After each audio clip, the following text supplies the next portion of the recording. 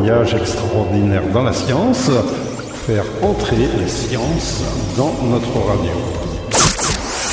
Voyage extraordinaire dans les sciences, une codiffusion Radio Laser et le site web culturel breton unidiver.fr. Bonjour à toutes, bonjour à tous. C'est donc un voyage extraordinaire dans les sciences. Je suis donc avec Jean-Louis Coatrieux, homme de lettres, poète, romancier, essayiste, mais aussi homme de science, reconnu pour ses travaux en imagerie médicale et intelligence artificielle. Bonjour Jean-Louis. Bonjour Félix. Et pour ce voyage, nous recevrons Fabrice Wendling, directeur de recherche à l'INSERM. Vous allez nous parler de votre parcours de formation, de vos activités actuelles dans cette émission Voyage extraordinaire dans les sciences. Jean-Louis, je te laisse bonjour Fabrice. Bonjour Jean-Louis. Merci d'être avec nous aujourd'hui. On va évidemment parler de beaucoup de sujets, mais on va commencer, avant de parler de la maladie qui t'occupe, je crois, depuis longtemps, on va parler d'abord de ton chemin. Alors, Wendling, ça ne sonne pas très breton, à vrai dire. Ça sonne plutôt côté est ou côté nord-est ou côté sud-est? Alors, ça sonne du côté plutôt est. Parce est, que l'Alsace? Exactement. Parce que mon papa était d'origine alsacienne. Wendling, ça a une consonance un peu germanique. Et ma maman était d'origine italienne. Donc, je suis quelque part un mélange entre l'Allemagne et l'Italie, donc un pur... Allemagne, France, Italie. Exactement, Allemagne, France, Italie, donc un pur européen. Oui, bien meilleur que toi, Félix, parce que Félix est un passionné d'Italie du Nord, alors c'est tout tout près, quoi. Oui, et je n'ai à ma connaissance, pas du tout de sang italien dans les veines, mais l'Italie, vraiment, c'est le pays où je me sens bien, où j'ai beaucoup d'amis. C'est un beau pays. C'est un beau pays, exactement.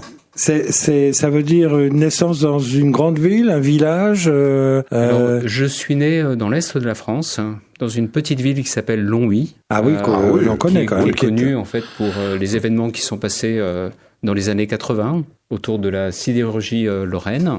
Et j'ai fait une grande partie de mes études dans la ville de Nancy. D'accord. Voilà. Très bien. Donc,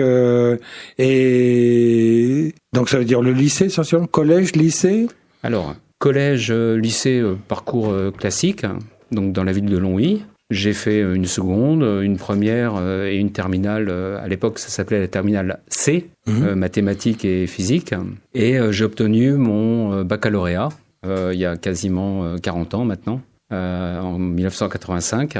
Donc c'est un baccalauréat série C et qui a été remplacé maintenant par le baccalauréat série S scientifique. Donc qui a fusionné en fait les séries C mathématiques et les séries les séries D biologie. Très bien. Après le baccalauréat, alors c'est le grand saut dans l'enseignement supérieur. Alors moi j'ai toujours été passionné par l'électronique et l'informatique. Dès mon plus jeune âge, vraiment. Quand j'étais en classe de 4e, mes parents m'avaient acheté un ordinateur qu'on branchait sur la télé, là. Donc j'embêtais tout le monde, en fait, avec ça. Parce que je branchais l'ordi et je monopolisais la télé. Et c'est là que... alors, à l'époque, c'était vraiment... il y avait quelque chose comme 64 kilooctets de mémoire. En mode haute résolution, on avait 160 points sur 80 points, quoi. Donc, et donc, j'ai décidé, après l'obtention de mon bac, de faire un IUT, génie électrique et informatique industrielle. À Nancy ? À Nancy. Et c'est ce qui m'a permis, en fait, alors, mes résultats m'ont permis de poursuivre mes études. Je me souviens, j'avais été major de promo. Alors, je dis pas ça pour me vanter, mais à l'époque, seuls les gens qui étaient bien classés à l'IUT pouvaient poursuivre dans une école d'ingénieur. Et c'est comme ça que j'ai été pris à l'Université de technologie de Compiègne en 1987, soit après l'obtention de mon DUT. Et j'ai opté en fait pour le génie biologique et médical. Pourquoi ? Parce que c'était pour moi en fait une discipline qui conciliait à la fois ma passion pour l'électronique, l'informatique, les technologies et la médecine. Parce que j'ai toujours souhaité travailler dans le domaine médical. Alors, on va peut-être donner quelques éléments là pour nos auditrices et nos auditeurs. L'Université technologique de Compiègne oui. est une université un peu particulière parce que les autres écoles d'ingénieurs n'ont pas le mot technologie dans leur intitulé. Il y en a très très peu encore aujourd'hui. Je crois qu'il y a l'Université de technologie de Troyes qui est associée, enfin qui est une sœur ou enfin pas une sœur, mais un fils ou une fille de l'UTC de Compiègne. Il y en a peut-être quelques autres qui existent, mais ce sont des universités très très particulières par cette connotation, cette couleur technologique. C'est vrai. Alors la filière biologie et médecine veut dire des sciences très diversifiées déjà, donc qui allaient effectivement de l'électronique à l'informatique, à de la chimie peut-être aussi, de la biologie sans doute. Tout à fait. Donc une culture assez large, c'est ça, et qui débouche sur quoi principalement du point de vue de l'emploi après ? Ingénieur, je suppose. Juste au niveau des disciplines donc qui sont enseignées, il y a beaucoup de physiologie. Parce que le corps humain, donc c'est quand même beaucoup des systèmes dans lesquels il y a des rétroactions. Il y a des boucles, exactement. Et donc moi, ce type d'enseignement m'a vraiment passionné, quoi, de voir le fonctionnement des organismes vivants sous la forme de systèmes non linéaires, avec des boucles positives, négatives, etc. Et donc, on avait également, en fait, en parallèle, des cours de contrôle. D'automatique, alors. D'automatique. On appelle contrôle, c'est le terme anglais, en fait, pour parler de l'automatique en France, quoi. Exactement. Et donc, ces études d'ingénieur, ça a été quelque part pour moi un premier tournant, parce que j'ai réalisé qu'il était possible justement de concilier ces disciplines plutôt liées à l'informatique, l'électronique, les technologies, avec la santé et la médecine. Et donc c'est une période pendant laquelle j'ai beaucoup travaillé. Alors à la fois parce que je venais d'un IUT, donc contrairement à mes copains qui venaient aussi des classes préparatoires, qui avaient un niveau plus élevé que moi en mathématiques. Mais voilà, quelque part, les lacunes que j'ai pu avoir, je les ai comblées par un travail acharné, je dirais. Mmh. Et donc, j'ai bien fait parce que j'ai été sélectionné par l'Université de Compiègne pour aller faire 2 ans d'études dans une université américaine. Et c'est comme ça que, de Compiègne, je suis arrivé à Atlanta, en Géorgie, dans une université qui est assez prestigieuse, qui s'appelle Georgia Tech. Et là, vraiment, quand je parle de tournant, c'est que cette période UTC Georgia Tech, ça a été pour moi une révélation. Et je me suis dit, c'est ça que je veux faire plus tard. Alors, Georgia Tech, c'est effectivement une université qui est connue, qui a un département et des laboratoires de génie biologique et médical, comme on les appelle dans ce domaine, ou bioengineering en anglais. Ouais. Là, c'était pour faire finalement un master. Exactement. Donc 2 ans de master. La différence entre le monde français et le monde américain, comment on peut... qu'est-ce qu'on peut en dire ? C'est un grand changement ? Tout d'abord, concernant le master de sciences, il y a 2 formules. On peut faire un master de sciences uniquement suivre des cours et puis passer des examens, mais on peut faire aussi un master de sciences avec thèse. Et c'est la voie que j'ai choisie. Donc c'est pour ça que je suis resté 2 ans et pas 1 année, parce qu'on peut obtenir un master de sciences en 1 an si sur la base des résultats aux examens. Moi, j'ai choisi de faire une thèse. À l'époque, j'ai travaillé sur les signaux ultrasonores. Donc, comment mesurer en fait le flux sanguin à partir de sondes qu'on pose. Et donc, c'était en lien aussi avec le phénomène de blackout qu'ont les pilotes, qui sont soumis à des accélérations très fortes, et puis ils peuvent avoir des évanouissements en fait passagers. Une belle expérience. Une super expérience, vraiment. Et le lien avec les professeurs là-bas, parce que là c'était déjà quasiment au laboratoire, non? Alors c'était dans un il y avait laboratoire. des cours bien entendu, mais il y avait Exactement. aussi une interaction au laboratoire. Moi, j'ai fait ma thèse sur Alors, c'est important parce que je vais prononcer un mot là qui me suit depuis longtemps. J'ai travaillé sur la modélisation des signaux Doppler ultrasonores. Et le terme modélisation est important parce que c'est là aussi que j'ai découvert les vertus en fait des modèles biophysiques, biomathématiques, et voilà, et ce qu'on pouvait faire à partir de ces modèles. Alors, les systèmes d'enseignement français et américains sont très différents. Tout d'abord, les Américains dépensent beaucoup d'argent en fait pour faire des études, beaucoup. Et souvent, c'est dès la première échographie qu'on met de l'argent de côté pour pouvoir payer des études supérieures. Moi, j'ai eu la chance d'avoir une bourse du gouvernement français qui s'appelait la bourse Lavoisier. Je ne sais pas si ça vous parle. Oui, on a déjà eu quelqu'un, je crois, qui a bénéficié d'une bourse Lavoisier. De bourse Lavoisier, voilà. Oui. Et puis là-bas, aux États-Unis, j'ai obtenu ce qu'on appelle un research assistantship.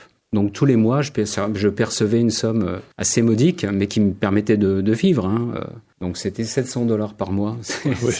Mais ça me permettait de payer mon loyer et puis de subvenir à mes besoins, on va dire. Et donc voilà, c'est pareil. Le travail, c'était quand même ma principale motivation. Je voulais absolument finir mon master en 2 ans parce que je savais que je devais rentrer en France pour effectuer mon service militaire.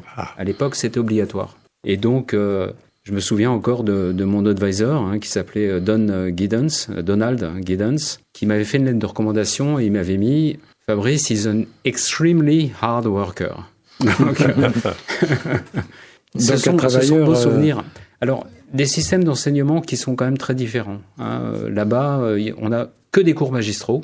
Et puis, tout ce qui est travaux pratiques, etc., c'est fait chacun pour soi, en fait. Il y a beaucoup de homework, d'exercices à faire à la maison. Travail personnel, oui. Voilà, travail personnel. Et alors qu'en France, on a les TD, les TP, etc. Donc, mais on est dans une atmosphère, en fait, où les camarades payent pour faire des études. Et donc, tout le monde est très motivé, tout le monde est... voilà, c'est quelque chose qui signifie beaucoup là-bas. Parce que quand on a la chance d'intégrer une université américaine, eh bien... on sait que l'avenir est dégagé. Exactement. Ensuite, alors, donc cette phase donc américaine, le retour en France, avec tout un tas de possibilités, sans doute. Alors, industrie, public. Oui. Comment s'est fait ce retour en France Alors, je suis rentré en France en 1991. Donc, j'ai commencé mon master en 89. Retour en France en 91, 2 ans après. Et là, il a fallu que je fasse mon service militaire. Parce qu'à l'époque, c'était obligatoire. Donc, il s'est déroulé à l'hôpital du Val-de-Grâce, à Paris. Et j'étais responsable d'une cellule qu'on appelait la cellule biomédicale et qui prenait en charge les équipements des différents services. Alors, soit qu'on essayait de réparer, soit qu'on envoyait en fait chez les fournisseurs pour réparation. Et donc ça a duré 1 an parce que j'étais contingent scientifique, je crois. Et donc, à l'époque, voilà, la durée du service était de 12 mois.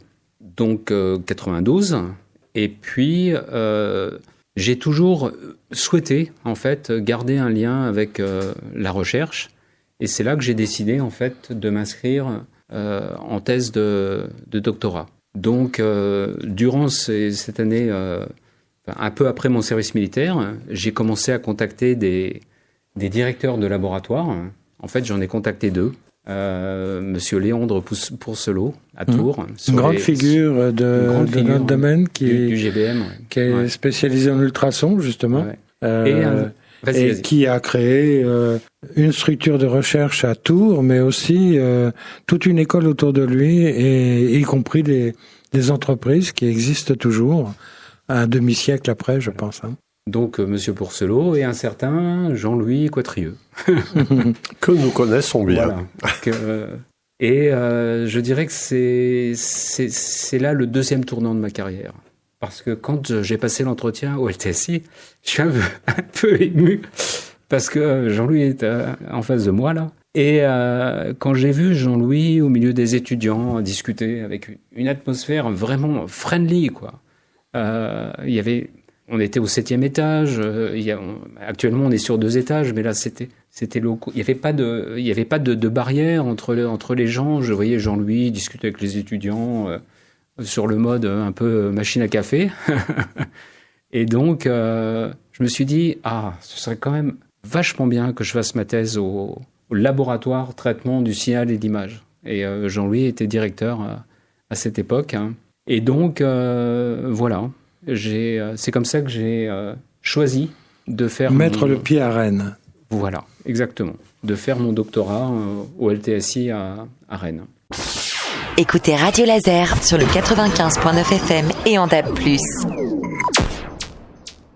Alors le lien avec le sujet qui va nous amener maintenant et qui va être le centre de notre échange, le lien avec l'épilepsie. Ça s'est fait aussi par d'autres personnes, et on pense bien sûr à quelqu'un qui s'appelle Patrick Chauvel.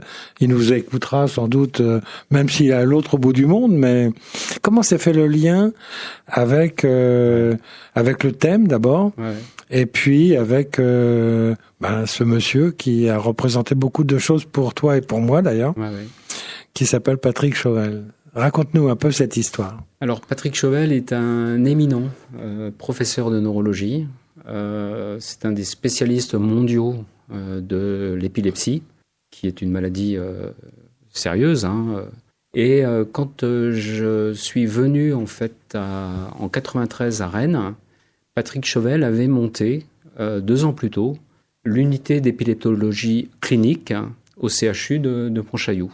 Et Jean-Louis Quatrieux et Patrick Chauvel se connaissaient. Et il m'a été proposé de travailler en fait sur l'épilepsie, mais en particulier sur des enregistrements qu'on fait à partir d'électrodes qu'on implante dans la tête des patients pour bien localiser les zones épileptogènes. Et donc j'ai dit oui, bien sûr, j'aimerais faire ma thèse sur ce sujet. Et il m'a été aussi proposé toutes les semaines de participer aux réunions cliniques. Donc ce sont des réunions qu'on appelle des staffs cliniques. Donc des réunions où chaque patient, on discute en fait les observations qui sont de type clinique, de type imagerie, de type signal, pour essayer de localiser au mieux les zones de son cerveau qui sont responsables des crises, notamment, donc de son épilepsie, mais également de savoir si les patients, on peut leur proposer, notamment ce qu'on appelle une chirurgie de l'épilepsie. Alors, on va y revenir.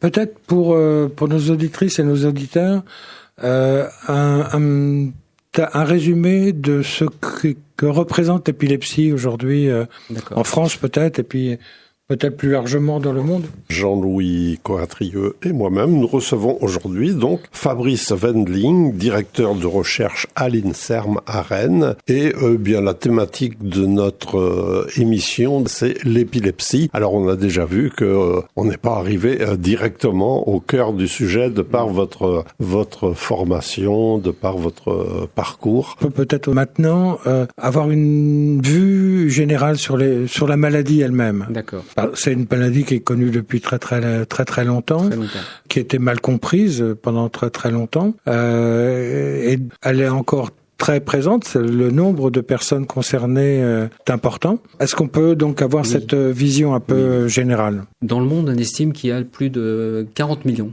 de personnes qui sont concernées par l'épilepsie. Des enfants aux adultes. Des enfants aux adultes. Il n'y a pas vraiment en fait de prévalence liée à l'âge. En France, en fait, c'est 600 000 personnes qui sont répertoriées comme, on va dire, souffrant d'épilepsie. Donc, c'est quand même 250 000 jeunes de moins de 20 ans. 5% de la population est susceptible de faire une crise un jour.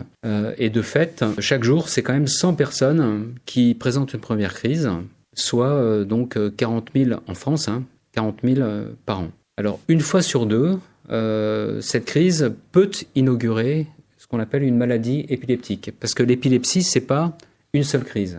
L'épilepsie, elle est définie par la répétition des crises. Et donc, après la migraine, l'épilepsie, c'est quand même la première cause de consultation d'un neurologue. Et ça, c'est des données que vous pouvez en fait lire sur le site de la Fondation française de la recherche sur l'épilepsie, qu'on appelle la FFRE. Alors, pour être maintenant un peu plus précis, après ces données plus épidémiologiques, il existe de nombreuses formes d'épilepsie. Et c'est une maladie qui est complexe parce que les signes cliniques qui sont extériorisés par les patients dépendent directement des zones qui sont impliquées pendant les crises. Donc, par exemple, si ce qu'on appelle le cortex moteur est impliqué, le patient va avoir des mouvements anormaux, etc. Donc, si d'autres régions comme le cortex qu'on appelle occipital, là où est gérée la vision, eh bien, on va avoir des hallucinations visuelles. Certaines crises impliquent aussi, par exemple, ce qu'on appelle les cortex auditifs. Et là, il va y avoir des hallucinations visuelles. Au sonore. Auditives. Auditives. Des hallucinations auditives. Donc, c'est une maladie complexe. Beaucoup de facteurs peuvent causer une épilepsie. On distingue généralement les épilepsies partielles, où là, il n'y a que quelques régions en fait, qui sont impliquées dans les crises, par rapport aux épilepsies généralisées, où là, c'est l'ensemble du cerveau qui rentre dans les crises. Et ce dont vous parliez, Félix, fait probablement référence à des épilepsies absences, oui, où là, il y a une perte soudaine de conscience, avec une récupération qui se fait assez rapidement, au bout de 10-20 secondes. Radio Laser, sur le 95.9 FM et en DAB+. Tu peux nous décrire, Félix Oui, alors bon, j'ai eu plusieurs... J'en ai pas rencontré des tas et des tas non plus, mais j'ai le souvenir d'un petit garçon, donc il devait avoir 9-10 ans, et c'était assez fréquent quand même, autant que je me souvienne, ça fait longtemps. Donc il s'appelait Grégory, je pense que je peux dire son prénom. Donc Grégory, de temps en temps, on voyait que hop là, il était... s'éteignait. Oui. Ouais, littéralement. Quand il revenait à la conscience, alors il pouvait y avoir des réactions violentes, mais violentes, c'était par exemple, je sais pas, balancer son crayon. Il a balancé une chaise une fois quand même. Ah oui. Et toujours accompagné d'une émission d'urine dans le pantalon. Et ce qui le fâchait terriblement, parce qu'il accusait d'autres de lui avoir jeté de l'eau sur le pantalon. Alors, il avait d'autres difficultés que ces crises d'épilepsie. Et alors, c'était une question, oui, que je voulais vous poser. Donc, c'était des petites crises, mais quelque temps après, il a fait une crise générale. Est-ce que ces épilepsies partielles peuvent arriver à... Ou est-ce que ça arrive souvent que ça peut se déclencher en crise générale? Alors, oui, ça passait du partiel à généralisé, quoi. Oui. Alors, la réponse est oui. Oui. Donc, en général, 70% des patients sont équilibrés avec ce qu'on appelle les médicaments qu'on appelait antiépileptiques auparavant, maintenant qu'on appelle anticrise. Et c'est assez rare que les patients généralisent. Donc, on passe d'une crise partielle à une crise qu'on appelle tonico-clonique. Et là, qui est vraiment impressionnante, parce que non seulement le patient va perdre conscience, mais il va être pris de genre de spasmes, de mouvements involontaires. Et là, ça peut durer un certain temps. ce qu'on évite grâce au traitement médicamenteux, on évite ces périodes de généralisation. Enfin, on essaye de les empêcher. Pourquoi ? Parce que le cerveau, c'est un organe qui est plastique. Je parle de neuroplasticité. Et ce qu'on dit, c'est que les crises entraînent les crises. En anglais, on dit seizures beget seizures. Et c'est comme si le cerveau, en fait, imprimait, un peu comme un circuit imprimé, il imprimait, en fait, les mécanismes qui conduisent de l'état normal à la crise d'épilepsie. Donc, je dirais que l'un des principaux objectifs des médecins neurologues, épileptologues, c'est déjà au maximum d'empêcher la survenue des crises. On y arrive relativement bien chez 70% des patients, mais hélas, il y a quand même 30% des patients pour qui on ne peut pas équilibrer en fait les crises, réduire la fréquence des crises. Donc 30%, c'est quand même beaucoup. Et pour ces patients, ces 30% qui sont pharmacorésistants, eh bien, il faut proposer des approches thérapeutiques alternatives aux médicaments, dont fait partie la chirurgie de l'épilepsie. Donc, la chirurgie de l'épilepsie, ça veut dire qu'on va faire une résection chirurgicale. Donc, on va enlever en fait cette zone du cerveau qui dysfonctionne et qui donne naissance aux crises. Et pour cela, en fait, il faut localiser cette zone qu'on qualifie de zone épileptogène. Et donc, cette localisation, elle requiert un travail très important d'analyse des données, à la fois la sémiologie. La sémiologie, ce sont les signes cliniques pendant les crises, parce que les signes peuvent être en lien direct, comme on l'a dit tout à l'heure. Avec des zones du cerveau. Avec des zones, effectivement. Et donc, également les données d'imagerie, parce qu'aujourd'hui, on a quand même des techniques, le scanner, l'IRM, etc., qui permettent éventuellement de détecter une lésion qui serait responsable des crises. Et puis, les données de type signal. Alors, il y en a un qui est connu, je pense, par beaucoup de monde, qui s'appelle EEG, non ? Exactement. L'électroencéphalographie. Et donc, les signaux électroencéphalographiques, on peut les enregistrer à partir d'électrodes qu'on pose sur la tête, et donc électrodes qui captent en fait les champs électriques générés par les régions cérébrales, ou bien les électrodes profondes, intracérébrales, qu'on peut implanter aussi chez les patients pour essayer d'enregistrer directement l'activité des régions épileptogènes, mais aussi des régions de propagation. Et là, je ne sais pas si je peux continuer, mais on pourrait reboucler en fait avec le professeur Patrick Chauvel, parce que cette technique d'implantation des électrodes, qu'on appelle la stéréo-électroencéphalographie, et donc, il va falloir nous expliquer. Elle a été inventée en fait à l'hôpital Sainte-Anne à Paris par deux illustres professeurs, les professeurs Jean Talérac et Jean Banco, et dont Patrick Chauvel est l'élève. Et donc, voilà. Moi, je travaille sur... à la fois ma thèse et mes travaux actuels portent sur ces signaux. Oui, parce que c'est évidemment pas la seule technique qui est possible en cas de résistance à tout traitement médicamenteux. Exactement. Il y a donc la mention de l'école Sainte-Anne, en fait, représente l'école française dans ce domaine. L'école américaine est différente de celle-là. Elle utilise plutôt de la électrocorticographie. Voilà, qui consiste à mettre des plaques de capteurs sous la boîte crânienne, directement en contact avec le cerveau. Alors, oui, excuse-moi Jean-Louis, tout ça évidemment c'est un geste chirurgical assez délicat, je pense. Bien sûr.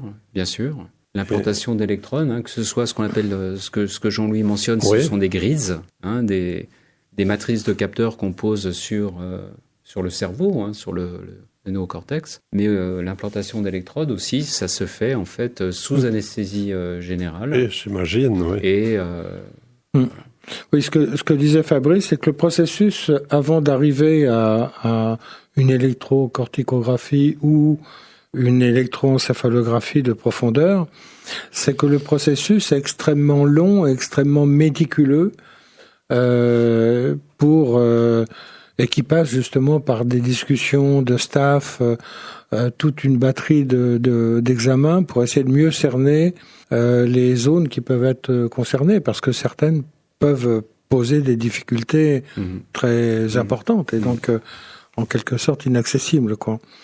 Et donc le choix de l'électrode de profondeur de l'école Sainte-Anne, c'est quelque chose qui s'est répandu quand même dans le monde, plus ou moins à certains endroits. Non, je crois qu'elle a eu un écho quand même international. Surtout en ce moment, en fait, il y a beaucoup de pays qui ne faisaient pas de SEEG et maintenant qui en font, comme la Chine par exemple. Et il y a des écoles qui sont organisées au niveau mondial pour apprendre aux neurochirurgiens à implanter les électrodes. Implantation qui se base en fait sur une analyse très, très détaillée de l'ensemble des observations. Donc le jet de scalp, l'IRM, le scanner, la clinique. La clinique est importante. Et la grande invention en fait des professeurs Banco et Taleyrac, c'est de pouvoir enregistrer non seulement la partie la plus externe du cerveau, ce qu'on appelle le néocortex, la matière grise, mais également les structures profondes. Et c'est extrêmement important parce que certains signes cliniques sont en lien avec l'implication dans les crises des structures profondes. Et c'est typiquement, Félix a mentionné en fait un signe qui s'appelle l'urination au début des crises. Et ça, c'est en lien direct avec des régions cérébrales comme l'amygdale. Et donc, voilà. Et grâce aux électrodes profondes, non seulement on enregistre la partie la plus latérale du cerveau, mais aussi la partie la plus mésiale. Donc la plus Alors, profonde. Qu'est-ce qui s'est passé du point de vue recherche depuis... par exemple, depuis le début de ta thèse, parce que Banco Taleyrac, ça remonte aux années 60. Ouais. Donc, il y a eu un chemin parcouru qui a dû être très très important depuis, non seulement avec les moyens d'observation, mais aussi dans la compréhension des choses. Et où se trouve la recherche justement là? Alors, je crois que toi, Jean-Louis, et puis d'autres, ont d'abord contribué en fait à introduire plus d'analyse des signaux dans la pratique clinique. Et ça a été maintenant, c'est une voie qui s'est beaucoup développée. Et il y a beaucoup d'équipes d'épileptologie qui développent des méthodes de traitement du signal qui permettent de mieux quantifier les anomalies épileptiformes. Alors ça peut être entre les crises, mais également ce qui se passe pendant les crises. Donc là, il s'agit de quantifier. Par ailleurs, nous, dans ce que nous faisons, nous essayons aussi de modéliser les signaux EEG et donc ce sont des modèles qui sont basés sur la neurophysiologie, qui intègrent des connaissances neurologiques par rapport à l'activité des circuits qui sont impliqués pendant les crises, en dehors des crises ou bien pendant la propagation des crises. Et là, ces modèles s'inspirant directement de la neurophysio, on est capable d'expliquer les mécanismes qui sous-tendent la génération de ces événements épileptiques, en dehors des crises et pendant les crises.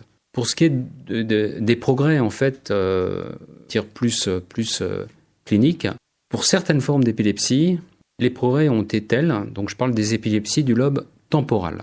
Et les progrès sont tels que maintenant, on a de moins en moins besoin, de moins en moins recours à l'implantation d'électrodes. Sur la base, en fait, de la clinique, de l'imagerie, du signal. Du signal, on est capable de proposer aux patients une intervention d'emblée. Donc sans passer par la SEEG, par les électrodes profondes. Alors ça, c'est quand même un progrès important. Les travaux des collègues français, mais aussi au niveau international, font qu'on connaît mieux aussi les différents types d'épilepsie. donc du lobe, j'ai parlé du lobe temporal, mais aussi du lobe frontal. Et ce qui a été beaucoup amélioré, c'est aussi la prise en charge des patients. Peut-être des traitements médicamenteux qui sont plus adaptés, qui sont plus spécifiques de l'épilepsie des patients. Et voilà, je pense qu'il y a quand même des progrès qui ont été faits. On est bien ensemble sur le 95.9 FM et en DAB+, Radio Laser. C'est compliqué d'expliquer les modèles. Oui. Félix, je ne sais pas comment toi tu peux l'appréhender, qui faciliterait finalement la compréhension aussi. Moi, j'aurais d'abord une question Oui. qui peut paraître bête. C'est une question de clarification. Vous parlez de clinique. Je pense que pour le grand public, une clinique, c'est un établissement de santé privé et tout. Est-ce que vous pourriez nous préciser, parce que pour un psychologue clinicien, par exemple, c'est pas forcément un psychologue qui travaille dans une clinique. Est-ce que vous pourriez nous préciser ce mot qui est quand même très très important, que ce soit en psychologie, en médecine, etc. La clinique, c'est quoi ? Alors, la clinique, c'est, je dirais, c'est tout ce qui est en rapport avec les patients. Donc, c'est pas du tout, le terme de clinique, l'établissement, mais c'est vraiment la prise en charge des patients par le milieu médical. Et nos collègues, on les appelle cliniciens, neurologues ou cliniciens épileptologues. Les gens qui font de la clinique sont des gens qui sont en lien direct qui sont au chevet du patient. Oui. Voilà. C'est ça d'ailleurs, je crois que ça veut dire être allongé, l'étymologie de clinique en grec, je crois. Donc c'est vraiment le contact et l'observation, les échanges avec la personne. Exactement. Et alors sur le traitement du signal, qu'est-ce que tu entends quand on te parle de ça ? Félix, dis-nous pour que ça nous facilite. C'est extrêmement difficile. Moi, globalement, ce que je comprends, c'est que, pour les personnes qui résistent à tout traitement, ça a dû être un petit peu lourd les premières prises en charge avec intervention sur le cerveau et tout ça. Et j'ai l'impression qu'avec le traitement du signal, comme tu dis Jean-Louis, on a le traitement, enfin l'observation, tout ça, ça devient plus léger, plus facile à supporter par le patient, je ne sais pas. Oui, alors c'est pas sur ce terrain-là tout à fait que je voulais t'amener, mais non, c'est pour expliquer que aux gens qui nous écoutent, en quoi ça consiste ce traitement signal. Alors, le plus simple peut-être, c'est de prendre l'électrocardiogramme. Oui. L'électrocardiogramme, tout le monde sait qu'il y a dans l'ECG, l'électrocardiogramme, un pic important. Et pour connaître, par exemple, la pulsation du cœur, on va essayer de détecter ces pics importants qui correspondent à la contraction principale du ventricule gauche. Et donc, l'action de détection des pics comme ça, des moments particuliers, va se faire par du traitement du signal. Alors, il se trouve que l'ECG est perturbé par des mouvements musculaires et tout un tas d'autres choses. Mais l'EEG, lui, est beaucoup, beaucoup plus complexe que ça, puisqu'il y a beaucoup plus d'acteurs du fait de la structure cérébrale qui peuvent interagir au même moment. Donc les signaux dans les deux EEG sont des signaux dans lesquels le traitement du signal est évidemment difficile. Bien sûr. Pour extraire le contenu fréquentiel, pour extraire le contenu temporel. Or, il se trouve que les crises ou les intercrises ont des signatures ou des événements très particuliers qui ne ressemblent pas du tout aux signaux pendant les crises. Absolument. Et donc, c'est l'analyse de l'extraction de l'information de ces phases-là qui est essentielle. Mais par exemple, quand on parle de familles de patients, oui. Il y a des similitudes de patient à patient qui peuvent être justement étudiées, analysées, ou est-ce qu'il y a aussi toujours des variantes individuelles qui jouent ? Alors souvent il y a des variantes, mais on peut parler en fait de grandes familles d'épilepsie. À partir du signal, je dirais. À partir du signal. Alors, il y a quand même... Après, l'épilepsie, comme on l'a dit, c'est une maladie qui est complexe. On parle d'épilepsie partielle, et notamment qui sont marquées par des crises relativement focales. Eh bien, il y a des marqueurs qui sont quand même retrouvés chez plusieurs patients atteints d'épilepsie focale. Et grâce au traitement du signal, justement, on est capable de quantifier en fait ces marqueurs. On a souvent une récurrence de pics de grande amplitude juste avant le démarrage de la crise. Le démarrage de la crise se fait sur un mode rapide. On voit bien au niveau des signaux qu'on a des oscillations rapides. C'est pour ça on appelle ça la décharge rapide. Et puis une activité plus lente qui correspond à la propagation des crises dans le cerveau. Et là, on a une activité plus rythmique. On peut peut-être essayer de préciser. Crise focale, la notion derrière, c'est la notion de zone ou de foyer, je crois, quel est le terme, d'où partent en fait l'ensemble des processus qui vont déclencher une crise. Exactement. Cette notion-là, elle a été remise en question plus récemment. On parle moins de crise focale que de crise qui implique des réseaux, des réseaux de structures. Alors, ce dont on parle moins, c'est de foyer épileptique. Ça, c'est une notion, en fait, maintenant qui a disparu. Mais, donc, crise focale, c'est le synonyme de crise partielle. D'accord. Les anglo-saxons continuent à utiliser crise focale, bien que la zone épileptogène, c'est pas un foyer épileptique, c'est plus un réseau de régions distantes qui sont capables de se synchroniser et dont l'excitabilité donc, est anormale. En fait, si on devait résumer les crises épileptiques par deux mots, on utiliserait hyperexcitabilité. C'est des régions dans lesquelles les neurones se comportent de manière complètement anormale. Ils ont une aptitude à émettre ce qu'on appelle des potentiels d'action beaucoup plus importantes que dans les régions saines. Donc hyper-excitabilité. Et hypersynchronisation, c'est que les régions qui forment le réseau épileptogène eh bien, ont une capacité à se synchroniser sur des temps relativement importants. On parle de 10 secondes, 20 secondes.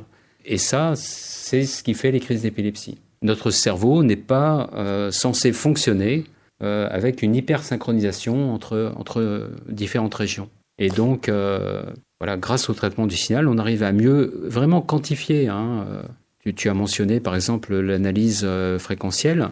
C'est important de savoir si telle ou telle activité qui intervient à tel ou tel moment de la crise, c'est du 50 Hz ou du 20 Hz, etc.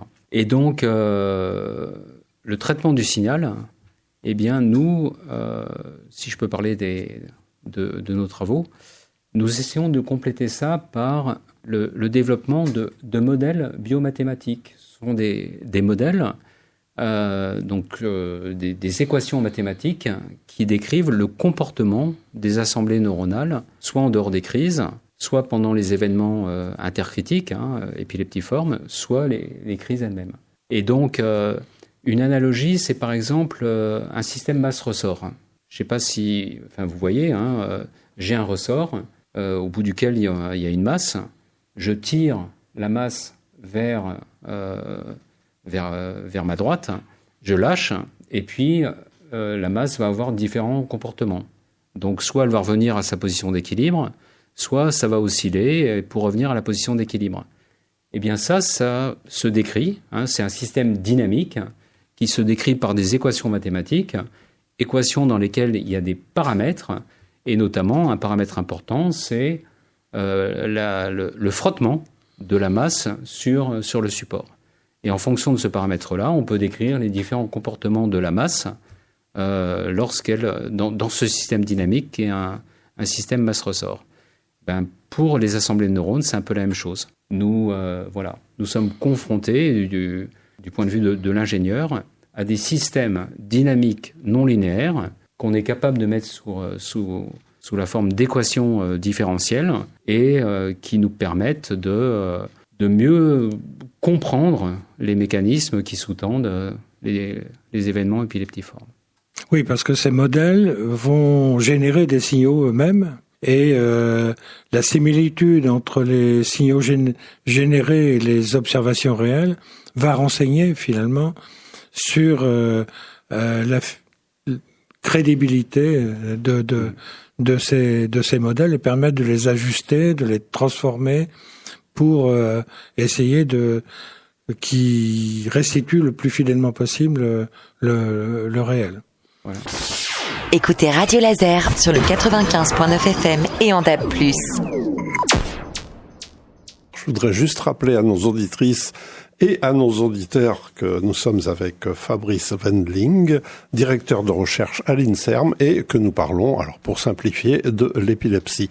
Alors Frédéric, moi je me pose une question, et sans doute c'est une question très concrète, et sans doute que beaucoup de celles et ceux qui nous écoutent se la posent peut-être. Est-ce que l'épilepsie, au sens général, au sens oui. que tout le monde l'entend, est-ce que donc c'est dû à des lésions, je ne sais pas si c'est le terme exact. Est-ce que ce sont des lésions qu'on a comme ça à la naissance, ou est-ce qu'il peut y avoir des lésions acquises, si je puis dire? Alors c'est une excellente question. Ah bah merci. Il y a beaucoup de facteurs qui peuvent causer une épilepsie. Alors, on parle d'épilepsie et de facteurs génétiques.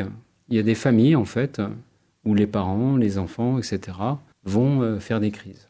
Et donc là, ça peut être, par exemple, des gènes impliqués dans tout ce qui est codage, donc qui porte sur les canaux transmembranaires. Les neurones, c'est des membranes excitables, etc. Et donc là, il peut y avoir, en fait, une origine génétique aux crises d'épilepsie. La deuxième, alors c'est pas forcément les plus fréquentes, mais elles existent. La deuxième cause, c'est souvent en fait une lésion, ça peut être une tumeur cérébrale qui va modifier en fait les circuits neuronaux, qui va les rendre plus excitables, comme on l'a dit, et avec le temps vont se former des réseaux anormaux, des réseaux épileptogènes, qui vont créer des crises. Il y a aussi les traumatismes. À la suite d'un traumatisme, une personne peut déclencher une maladie épileptique. Il y a aussi tout ce qui est convulsions fébriles. À la naissance, des accès de fièvre importants peuvent, 20 ans après, donner une épilepsie chez l'adulte. Et puis il y a toutes ces épilepsies qu'on dit cryptogéniques, où là, il n'y a pas forcément de raison apparente. L'imagerie est normale, etc. Et là, donc, c'est des cas probablement plus difficiles. Je me souviens, quand j'étais jeune papa, on avait peur de ces convulsions-là. Oui. Alors, je ne sais pas si on en parle toujours autant, parce que mes enfants et même mes petits-enfants ont grandi. Oui. C'était surtout donc alors des fièvres très très élevées chez des enfants. Nourrissons. Oui. Ouais. Donc c'est toujours d'actualité. On a fait des progrès à ce niveau-là. Oui. Parce que les neuropédiatres ont été formés à la prise en charge des convulsions néonatales. Et cette meilleure prise en charge fait qu'on a moins maintenant de patients qui souffrent d'épilepsie en lien avec les convulsions qu'ils avaient fait après la naissance et au jeune âge, quoi. Donc, on reboucle aussi avec les progrès. Là, la formation des médecins, donc des pédiatres neurologues, fait que on a une baisse dans les services d'épilepsie temporale, notamment, donc en lien avec l'implication du lobe temporal, dans les services donc de patients qui souffrent d'épilepsie temporale. Et c'est tant mieux, ça aussi c'est un joli résultat. Jean-Louis, il nous reste 5 minutes. Il ne nous reste pas beaucoup de temps. Non, c'est... les projets actuels, là, je sais qu'il y a un projet européen important, quelques mots dessus. Je vais être très bref, comme le temps passe vite. Eh oui. Quand on est en bonne compagnie, c'est toujours le cas. On a parlé de 70% des patients qui étaient équilibrés avec les médicaments. Le problème, c'est les 30% qui restent. Donc, ils sont pharmaco-résistants, résistants au traitement, et seule une petite fraction, 10-15%, peuvent bénéficier de la chirurgie. Après, il y a tous les autres. Donc, ils sont pharmaco-résistants et non opérables. Et là, l'enjeu, c'est de développer de nouvelles stratégies thérapeutiques basées sur d'autres techniques qui permettent de réduire la fréquence des crises. Alors nous, il y a 4 ans, nous avons proposé un gros projet qui a été retenu par la Commission européenne, un projet qui s'appelle Galvani.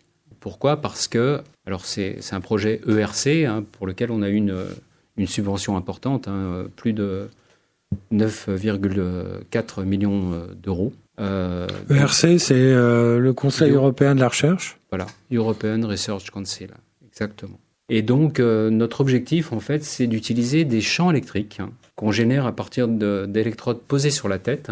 Et on contrôle ces champs électriques par une position optimisée, à la fois de ce qu'on appelle les anodes, les électrodes positives, et les cathodes, les électrodes négatives. Le courant circule des anodes vers les cathodes. Ça génère des champs électriques dans la tête et on optimise ces champs électriques pour cibler les réseaux épileptogènes. Donc le projet a démarré il y a 4 ans. Là, il y a un essai clinique multicentrique qui va démarrer en 2024. Donc on va équiper 7 centres avec des casques qui permettent de générer les champs électriques. Nous sommes 3 investigateurs principaux en fait dans ce projet. Donc Fabrice Bartholomé, qui est un professeur de neurologie à l'hôpital de la Timone à Marseille. Giulio Ruffini, qui est le CTO d'une compagnie qui s'appelle Neuroelectrics, qui est localisée à Barcelone. Et c'est cette compagnie qui fabrique les casques pour stimuler les patients et donc générer ces champs électriques optimisés. Et puis moi-même qui suis directeur de recherche au LTSI. Et alors l'espoir, vous avez déjà des indicateurs positifs ou pas sur cette nouvelle approche ? Alors nous avons fait, avant cet essai clinique qui va démarrer, là, nous avons fait une étude pilote qui s'appelle PS1, mais peu importe, et pour laquelle on a pu enrôler 17 patients. Et donc, sur les 17 patients, 5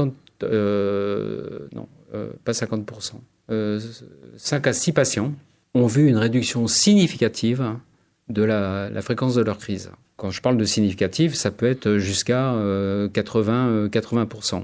La moitié des patients ont eu une réduction de 50% de la fréquence des crises. Et il y a quelques patients qui ne répondent pas à ce traitement. Alors, sur la base de ces résultats, c'est pour ça qu'on a aussi... on envisage maintenant parce que 17 patients, c'est pas beaucoup. Non, ça ne peut pas être considéré comme définitif. Donc, Et donc, voilà. Et donc, on espère, en fédérant les différentes unités d'épilepto françaises, pouvoir enrôler plus de patients et donc avoir des résultats statistiques plus solides. Alors, les stats, c'est une chose.